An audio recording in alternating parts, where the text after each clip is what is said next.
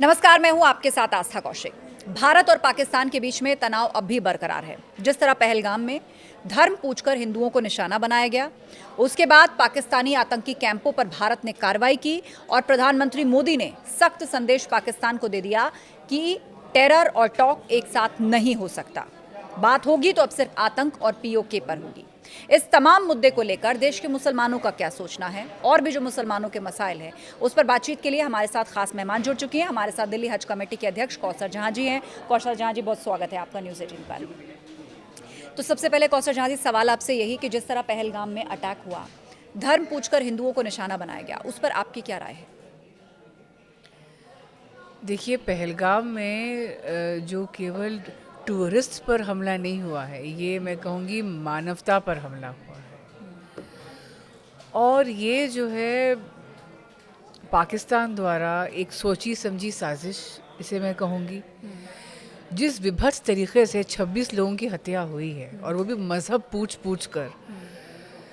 देखिए, पहली बात तो मैं ये कहूँगी कि इस्लाम में ऐसे लोगों के लिए जगह नहीं है। इस्लाम ये नहीं सिखाता है। इन लोगों ने हैवानियत की प्रकाष्ठा की है। जी। और कौसर जी, सवाल ये भी है कि जिस तरह कार्रवाई भारत ने की है पाकिस्तान पर, उसे लेकर मुस्लिम समुदाय क्या सोचता है? देश से जो एकता का संदेश पूरी दुनिया को गया है, पाकिस्तान को गया है, भारत ने जो मुंहतोड़ जवाब पाकिस्तान को दिया, आतंकी कैंपों पर कार्रवाई की, उसे लेकर मुस्लिम समुदाय क्या सोचता है? देखिए, जब देश की बात आती है तो हिंदू, मुस्लिम या फिर कोई अन्य समुदाय के आधार पर फैसला नहीं होता या फिर बात नहीं होती है।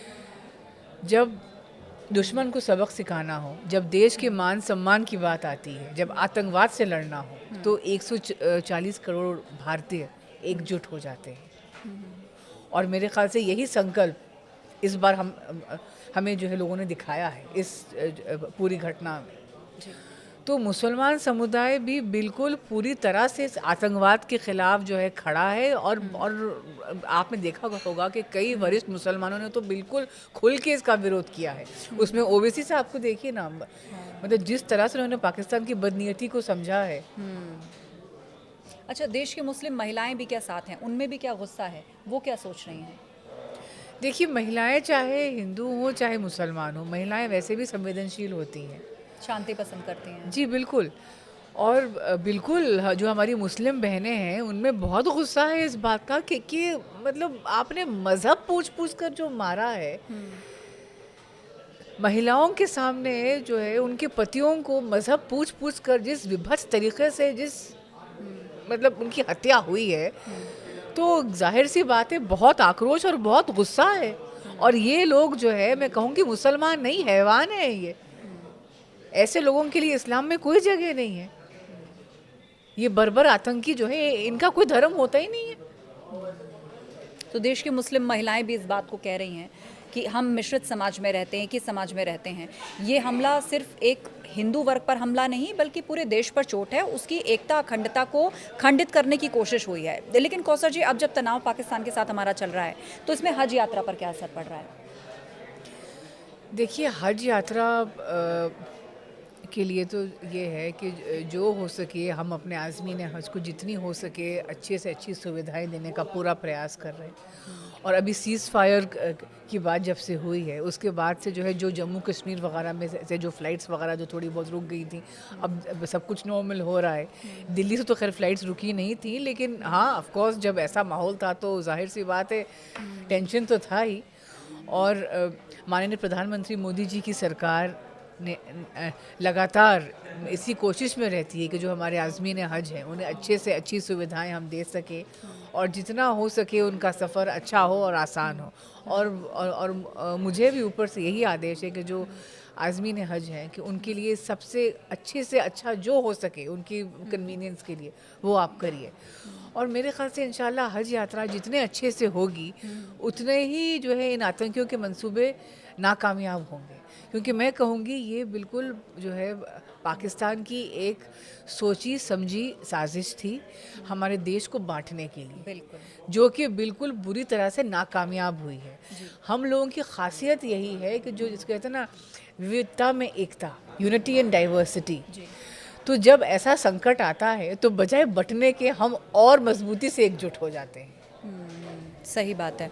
तो ऐसे में जो हज यात्रा की संख्या है उस पर असर पड़ा है, या आपको लगता है कि उस पर असर पड़ेगा, या लोग सोचेंगे कि थोड़ा रुक जाते हैं, अभी हालात में तनाव है, ऐसा कुछ? नहीं, देखिए ऐसा कुछ नहीं है, संख्या में तो कोई असर नहीं पड़ा है। बट ये है कि फिलहाल जो माहौल था देश में, तो ऑफ कोर्स सब लोग परेशान थे, सब लोग टेंशन में थे, लेकिन अब धीरे धीरे जो है कम हुआ है टेंशन। और माननीय प्रधानमंत्री मोदी जी की दृढ़ इच्छा शक्ति और हमारी सेनाओं ने जिस तरह से जवाब दिया है इन लोगों को, हाँ जो कि बहुत ज़रूरी था। जी, बिल्कुल। एक और मेरा सवाल है हज यात्रा से जुड़ा हुआ कि हज यात्रा के दौरान, मैं वो सही शब्द उसको आप और अच्छे से बता पाएंगी, कि एक महिला अगर कोई हज यात्रा पे जाना चाहती है तो एक मेल गार्जियन साथ ले जाना अनिवार्य था। इस अनिवार्यता को अब ख़त्म किया गया है, तो इसका आप क्या असर देख रही हैं? क्या महिलाएं खुद से अकेले जाना प्रेफर कर रही हैं? उनको ये जो अनिवार्यता ख़त्म की गई है, क्या कोई हिचकिचाहट है कि क्या हम अकेले जा सकते हैं, नहीं जा सकते हैं? क्या ऑब्जर्वेशंस हैं आपकी? देखिए, बिना महरम के जो है महिलाओं को जाना, ये सऊदी सरकार द्वारा 2018 में ये फैसला आया था। उसके बाद जो है फिर बीच में कोविड वगैरह आ गया, तो 2 साल हज हुआ नहीं। फिर भी महिलाएं थोड़ा सा सुरक्षा और सुविधा की कमी के कारण थोड़ा सा हिचकिचाती थी, लेकिन सरकार ने, माननीय प्रधानमंत्री मोदी जी की सरकार ने कई ऐसे कदम उठाए हैं हमारी इन बहनों को प्रोत्साहित करने के लिए, कि ये जो है, जो छोटे छोटे शहरों से, जो एक शहर से दूसरे शहर नहीं जा पाती थी, वो आप सोचिए अंतर्राष्ट्रीय यात्रा पर जा रही हैं, क्योंकि भारतीय पासपोर्ट पर पूरा भरोसा है उन्हें, खुद को सुरक्षित महसूस करती हैं। और बहुत खुशी के साथ मैं कह सकती हूँ कि ये संख्या हर साल बढ़ती जा रही है। आप सोचिए 2023 में 4,314 बहनें हमारी पूरे भारत से बिना महरम के गई हैं। 2024 कौन से राज्य में ज़्यादा आपको लगा कि वो एक्सेप्टेंस आई है इसको लेकर? ये मेरे ख्याल से साउथ की तरफ, कैलीकट वगैरह में, और प्लस उत्तर भारत में भी जो है यूपी, बिहार वगैरह से जो है हमारी बहुत सारी बहनें गई हैं। 2024 में संख्या 5,000 हो गई। दिल्ली की बात अगर मैं करूं तो दिल्ली से जो है पिछले साल वही 30-31 ऐसी, इस साल दिल्ली एम्बार्केशन पॉइंट से 51 महिलाएं गई हैं हमारी। और बहुत बहुत खुशी से गई हैं। दे वर वेरी कॉन्फिडेंट कि हाँ इंशाल्लाह हम जाएंगे और हम हज करके आएंगे। तो ये तो मैं ये कहूँगी कि माननीय प्रधानमंत्री मोदी जी की जो सरकार है, या भारतीय जनता पार्टी की जो हमारी सरकार है, जो महिला सशक्तिकरण की दिशा में जो है हमेशा लगातार काम कर रहे हैं, और महिलाओं को सशक्त करने के जो है कई प्रयास हुए हैं। जी कौसर जी, इस वक्त देश में एक मुहिम चल रही है बाइकॉट तुर्की की, क्योंकि तुर्की ने जो है वो पाकिस्तान की मदद की, उसको ड्रोन्स दिए। तो इसको लेकर आप क्या सोचते हैं? इसके बारे में आप क्या बताना चाहेंगे? मुस्लिम समुदाय भी क्या इससे इत्तेफाक रखता है? जी बिल्कुल रखता है। देखिए, टर्की हो या चाइना हो, जिन्होंने पाकिस्तान की मदद करी है, इन लोगों का तो बिल्कुल बहुत सख्त बहिष्कार करना चाहिए। और जैसे कि मैं ये कहूँगी कि आपको किसी भी देश को ये तय करना हो कि आप आतंकवाद के साथ हैं या खिलाफ हैं। और दुनिया के देश केवल अपनी सुविधा के लिए आप आतंकवाद का समर्थन नहीं कर सकते।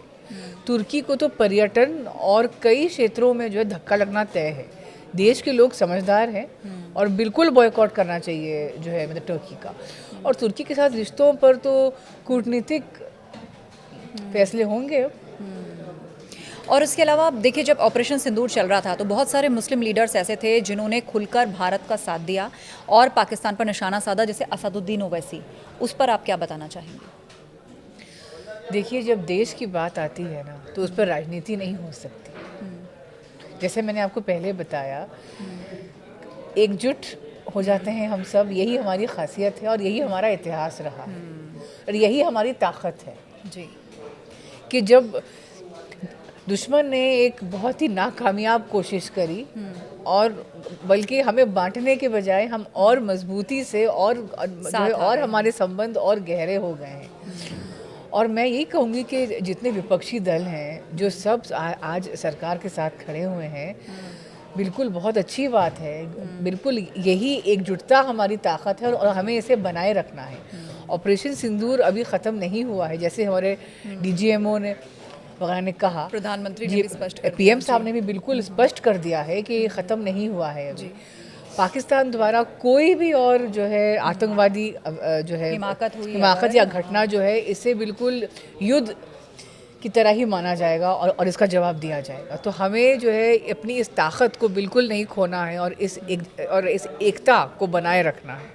कौसर जी, जिस दौरान ये ऑपरेशन सिंदूर चल रहा था तो जो सेना की ब्रीफिंग होती थी, पूरा देश उस ब्रीफिंग पर टकटकी लगाकर बैठता था। एक तो इसलिए कि क्या चल रहा है, ये जो द्वंद्व चल रहा है, जो युद्ध चल रहा है, इसमें क्या क्या हुआ, और दूसरा देश की दो बेटियां सोफिया कुरैशी और व्योमिका सिंह, पूरे देश को उन पर नाज है। ख़ास तौर पर सोफिया कुरैशी की मैं बात करूं तो आपको क्या लगता है कि वो मुस्लिम समाज के लिए एक आइडियल हैं? एक आम घर में पैदा हुई लड़की सेना में कर्नल की पोस्ट तक पहुंचती है, ये बहुत बड़ी बात है, पूरे देश को उन पर गर्व है।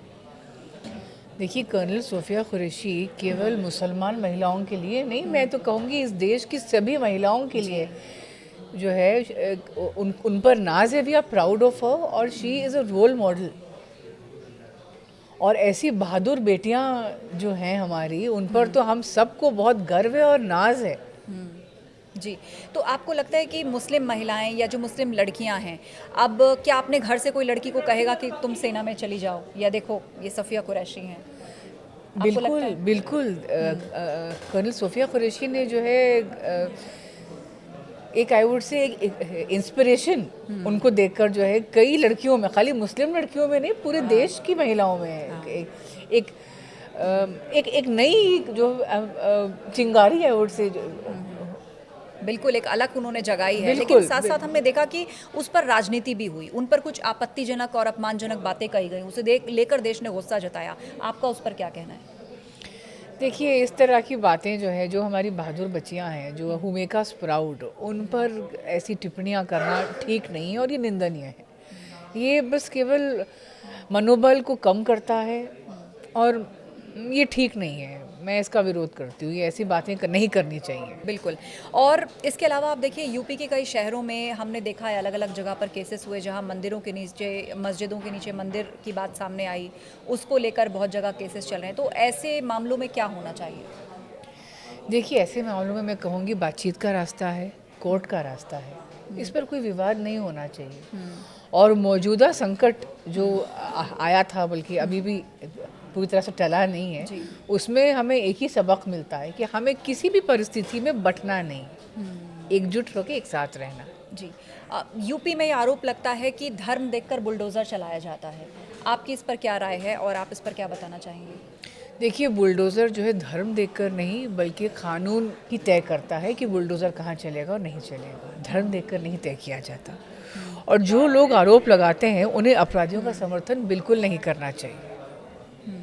आपको लग रहा है कि देश के मुस्लिम युवाओं का झुकाव मोदी सरकार की तरफ होता जा रहा है, या वो उनसे उम्मीद कर रहे हैं, या उनको पॉजिटिवली देख रहे हैं? देखिए, माननीय प्रधानमंत्री मोदी जी की जो सरकार है, वो धर्म देखकर काम नहीं करती है।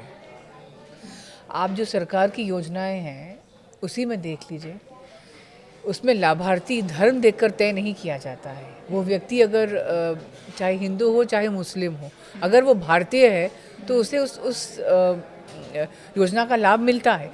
और अधिकतर योजनाओं का सबसे ज़्यादा लाभ मेरे ख्याल से मुसलमान वर्ग ने बहुत बेनिफिट किया है। प्रधानमंत्री आवास योजना ले लीजिए, उज्ज्वला योजना ले लीजिए, खासकर जो हमारी मुस्लिम बहनें हैं, जो है प्रधानमंत्री आवास योजना में जो है घर उन्हीं के नाम पर हुए हैं, और वो जो है पहले से ज़्यादा ख़ुद को सशक्त और महफूज महसूस करती हैं। मतलब जो सरकार की योजनाएं हैं, they have actually empowered the Muslim segment. तो इसमें जो है यहाँ पर धर्म या हिंदू या मुसलमान के आधार पर सरकार काम नहीं करती। जी, अब इसके अलावा जो वक्फ बिल है, उस पर विपक्ष ने जो विरोध जताया है, उसे लेकर आप क्या बताना चाहेंगे? देखिए, वक्फ पर जो विरोध है, मैं यही कहूँगी, जो लोग कौम, जो वाकई में कौम के हित में सोचते हैं या फिर कौम का भला चाहते हैं, वो इसका विरोध नहीं करेंगे। और जो विरोध अभी कर रहे हैं ना, उनको अभी समझ में नहीं आ रहा है, लेकिन जब कौम की बेहतरी के रूप में जब उन्हें खुद चीज़ें बदलती हुई दिखेंगी, तो उन्हें समझ में आएगा कि हाँ, हम बेकार ही इसका विरोध कर रहे थे। देखिए, ये जो है पारदर्शिता, जवाबदेही और निष्पक्षता की और बहुत बड़ा कदम है जो कि समय की मांग थी और अभी फ़िलहाल ज़रूरत थी। बहुत सारी ऐसी रिपोर्ट्स हैं जिसमें ये कहा गया है कि पाकिस्तान से बेहतर हालत में भारत के मुसलमान हैं। इस पर आप क्या बताना चाहेंगे? देखिए, मैं तो यही कहूँगी कि ये बिल्कुल सही बात है कि मुसलमानों के लिए मेरे ख़्याल से भारत से बेहतर देश अभी फ़िलहाल है नहीं। क्योंकि जो हमारी मौजूदा सरकार है और जो हमारा एक आई वुड से संकल्प है या फिर जो हमारी सोच है, सबका साथ, सबका विकास, सबका प्रयास और सबका विश्वास। माननीय प्रधानमंत्री साहब का जो विज़न है एक विकसित भारत का, so we believe in inclusiveness, हम सबको साथ लेकर चलते हैं। वक्फ अमेंडमेंट बिल में ही आप देख लीजिए, इसको जो लोग कह रहे हैं कि एंटी माइनॉरिटी है, भाई माइनॉरिटीज़ में भी जो अहमदियाज या बोरास वगैरह हैं जिनका नाम निशान नहीं था पहले, उनको जो है पहचान दिलवाई माननीय प्रधानमंत्री मोदी जी की सरकार ने ना, ये वक्त संशोधन से उनके इंक्लूजन की बात की गई थी, जो कि पहले किसी ने तो इसका जिक्र भी नहीं किया था। क्या उनका हक नहीं बनता है क्या अपनी आवाज़ उठाने का? और एक इम्पॉर्टेंट सवाल मेरा ये भी है कि हाल ही में भारत सरकार ने जो कदम उठाए कि पाकिस्तानियों का वीज़ा कैंसिल किया गया, उनको देश छोड़कर जाने को कहा गया, क्या ये आगे भी जारी रहना चाहिए? देखिए, जिस तरह की घटना अभी फ़िलहाल हुई है और जो पाकिस्तान का इन्वॉल्वमेंट रहा है उसमें, तो मैं तो कहूँगी सरकार जो कदम उठा रही है बिल्कुल ठीक है। और एक और लास्ट मेरा सवाल है कि बहुत सारे कलाकार ऐसे हैं पाकिस्तान में जो भारत में काम करने आते हैं, लेकिन इस आतंकी हमले की किसी ने आलोचना नहीं की। तो आपको क्या लगता है कि अब उस पर भी बैन लगाने का वक्त आ गया है कि क्या उनको भी भारत में काम करने से रोकना चाहिए? देखिए, इसकी आलोचना नहीं करी या इसका विरोध अगर नहीं किया तो ये तो बहुत गलत बात है, क्योंकि जो घटना हुई है बहुत ही शर्मनाक है, तो मानवता पर हमला हुआ है ये। तो इसका विरोध जिस व्यक्ति ने नहीं किया है तो उस व्यक्ति को तो बिल्कुल भारत में बिल्कुल पूरी तरह से बैन होना चाहिए। बहुत बहुत धन्यवाद कौसर जी, आप हमारे बीच में आई और आपने तमाम मसाइलों पर अपनी राय रखी। बहुत शुक्रिया आपका। Thank you.